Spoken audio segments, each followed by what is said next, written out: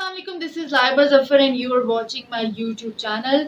ये मेरा 4th vlog है और मैंने आज डिसाइड किया कि आज मैं अपने आप के बारे में इंट्रोडक्शन दूँ और अपने चैनल के बारे में बताऊँ। पिछले 3 वीलॉग्स में कर चुकी हूँ और अपने चैनल के बारे में बताती हूँ कि have you ever seen a girl in this attire doing vlogs on economy, inflation, social media trends and social media side effects और बहुत सारी चीज़ें होंगी इस चैनल पे। लेकिन ये बिल्कुल भी डे टू डे वीलॉग नहीं होगा, लेकिन हम वर्ल्ड को एक्सप्लोर करेंगे और ऐसी इंफॉर्मेशन जानने की कोशिश करेंगे जो आपको पहले शायद किसी ने ना बताई हो।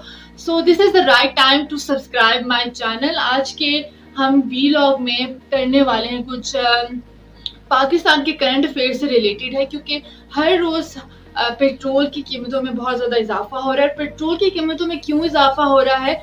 IMF की वजह से। तो आज हम जानने की कोशिश करेंगे कि ये IMF क्या है और ये लोग कैसे काम करते हैं और हम लोग के लिए IMF के पास जाना इतना क्यों ज़रूरी है और ये लोन हमें कैसे देते हैं और IMF आखिर चलता कैसे है।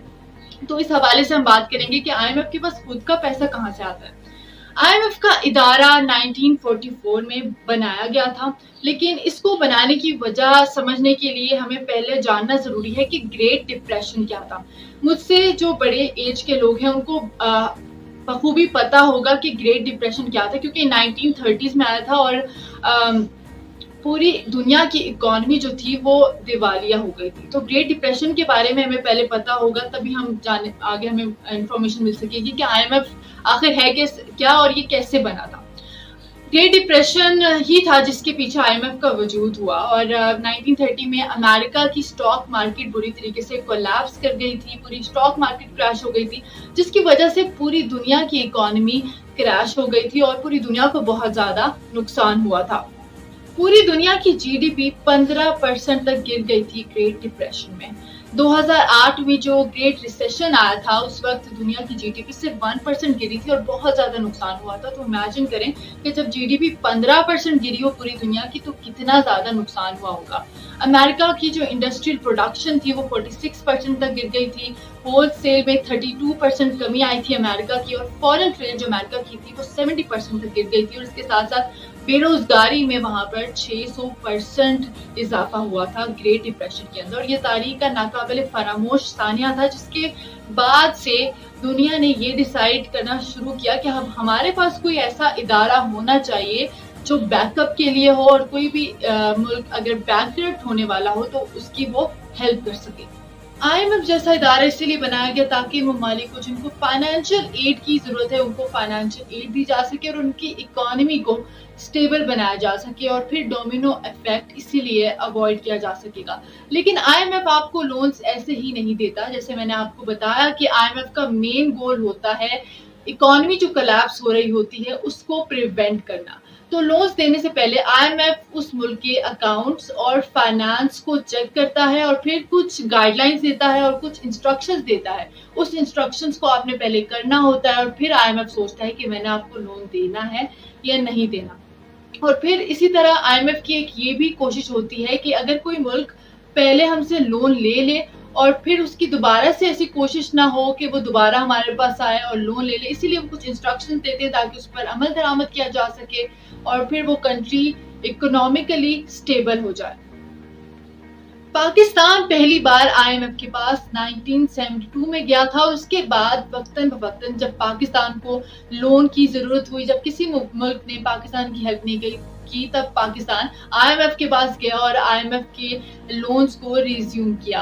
पाकिस्तान की एक्सपोर्ट्स और ट्रेड बहुत लिमिटेड है और जो इंटरनल प्रोडक्शन है वो बहुत कम है, बल्कि ना होने के बराबर है, जिसकी वजह से पाकिस्तान कुछ प्रोड्यूस नहीं कर पाता, पाकिस्तान की कुछ एक्सपोर्ट्स नहीं है और पाकिस्तान के पास कोई पैसा नहीं होता। इसीलिए पाकिस्तान बार बार सोचता है कि वो IMF के पास जाए और जब भी पाकिस्तान IMF के पास जाता है उसकी जो शराइत और उसकी इंस्ट्रक्शन जो होती हैं वो बहुत ज़्यादा सख्त हो जाती हैं। और इस बार सख्त इंस्ट्रक्शंस पर अमल दरामद करने के बावजूद भी IMF हम पे ट्रस्ट नहीं कर पा रहा और हमें वो लोन देने के बारे में सोच रहा है। और अभी भी ऐसा लग रहा है कि ऐसे इंडिकेटर्स हैं कि IMF शायद हमें लोन ना दे।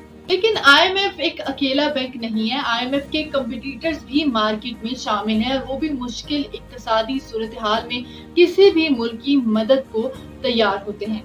कंपटीटर्स में शामिल हैं न्यू डेवलपमेंट बैंक और एशिया इंफ्रास्ट्रक्चर इन्वेस्टमेंट बैंक। लेकिन IMF की पूरी कोशिश होती है कि वो अमेरिका और यूरोपीय यूनियन की तमाम इंटरेस्ट को पहले पूरा करे, यानी प्रायोरिटाइज करता है, और न्यू डेवलपमेंट बैंक और एशियन इंफ्रास्ट्रक्चर बैंक चाइनीज और रशिया के इंटरेस्ट को प्रायोरिटाइज करता है, उनको पूरा करता है। सवाल यह है कि अगर IMF पूरी दुनिया के लिए है तो वो EU और अमेरिका को तरजीह क्यों देता है, यानी यूरोपीय यूनियन और अमेरिका को प्रायोरिटाइज क्यों करता है। और इस सवाल के जवाब से पहले ये जानना जरूरी है कि IMF का पैसा आखिर आता कहाँ से है। IMF इन्वेस्टमेंट लेता है पूरी दुनिया के ममालिक से। IMF के मेंबर कंट्रीज, यानी जितने भी डेवलप्ड कंट्रीज हैं वो IMF के मेंबर कंट्रीज हैं। IMF में पैसा डिपॉजिट कराते हैं वो मुल्क, और लाइक एज अ इन्वेस्टमेंट वो IMF के अंदर पैसा डिपॉजिट कराते हैं। और IMF इस तमाम जो डिपॉजिट मनी होती है उससे तमाम कंट्रीज को जिनको लोन की जरूरत होती है उनको वो लोन देता है सूद पर, और फिर इस सूद के मुनाफे को उन ममालिक में डिवाइड कर दिया जाता है जिन ममालिक ने पैसा डिपॉजिट किया होता है। IMF में जो मुल्क जितना इन्वेस्ट करता है उसको उतना ही प्रॉफिट मिलता है, और सबसे ज्यादा पैसा IMF में अमेरिका ने डिपॉजिट करा है, अप्रोक्सीमेटली 17%। इससे क्या है कि IMF में इस वक्त अमेरिका का होल्ड बहुत ज्यादा स्ट्रांग है और उसको वोटिंग राइट्स ज्यादा हासिल है, जिससे अमेरिका जो है वो IMF को एज अ टूल के तौर पर इस्तेमाल कर रहा है दुनिया की इकोनॉमी को अपने इंटरेस्ट के लिए। और इसलिए IMF का बहुत ज्यादा प्रेशर था पाकिस्तान पर ताकि वो CPEC की डिटेल्स IMF के साथ शेयर करे और IMF से अमेरिका को सारी डिटेल्स हासिल हो सके, जिसकी वजह से CPEC का जो प्रोजेक्ट था वो बहुत ज्यादा एब्रप्टली चल रहा था और पाकिस्तान और चाइना के ताल्लुकात भी इससे खराब होने जा रहे थे। लेकिन अब ये है कि CPEC का जो प्रोजेक्ट है वो दोबारा से स्टार्ट हो गया। लेकिन CPEC के हवाले से भी हम एक नई वीडियो बनाएंगे, लेकिन जितनी भी इंफॉर्मेशन आज मैंने आपको IMF के बारे में देनी थी वो मैंने दे दी। और पाकिस्तान को अब हो सकता है IMF दोबारा लोन दे दे, लेकिन ये गवर्नमेंट सोच रही है कि IMF से अब दोबारा से प्रोग्राम हम इनिशिएट ना करें, अपनी ट्रेड को स्ट्रॉन्ग करें। जितने भी नेबरिंग कंट्रीज हैं उनके साथ अगर हमारी ट्रेड स्ट्रॉन्ग हो जाए तो हो सकता है कि हमारी जो इकोनॉमी है वो स्टेबल हो जाए।